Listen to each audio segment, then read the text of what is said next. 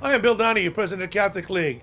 Joining me today is Nick Palczewski. He's a policy analyst at the Catholic League. Sean is doing the videotaping. Mike McDonald is out probably drinking with the working class today, even though he's not a member of the working class, but maybe he is, because Mayor Mamdani, who wants to liberate the working class, it's important for him to know who they are before he liberates them.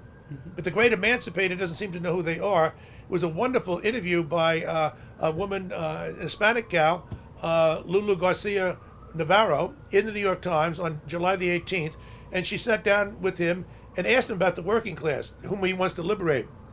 The problem is he couldn't define them. Now, let's ask Nick here.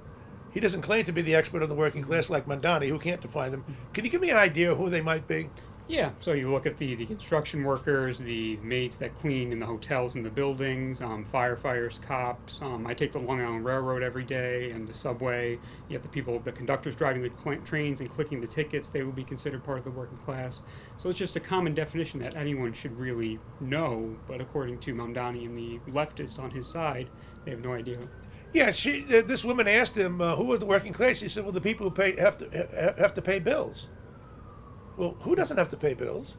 So she said, well, would that mean somebody making $250,000 a year? And he said, yep. And she said, well, where do you draw the line? He said, well, I'd say I draw it at $1 million. So in other words, somebody's making $1 million a year is a member of the working class. This would certainly come to a shock to the barber who's cutting the hair of a hedge fund manager who's making $900,000 a year. See what I mean? So, but they don't know who they're trying to liberate. They're trying to expand it this way. When Marx talked about the working class, and he is a Marxist, obviously. That's what he should have modeled himself on Marx. Marx talked about the working class as the urban factory worker. We refer to them today, and you gave some good examples, basically as blue collar people. Okay, we would be white collar people, not blue collar people. We're not working class, but according to Mamdani, the whole world is working class, except for a few people who are making beyond $1 million. Now, why does this matter? Well, it matters because he claims an affinity with the working class. The working class don't particularly care for people like him, though. I remember the hard hat riot back in 1970, you weren't even born then, in New York City, downtown New York, down in the Wall Street area. The construction workers got so fed up with these brats from NYU, my alma mater, and other places, burning the American flag with their anti-American slogans.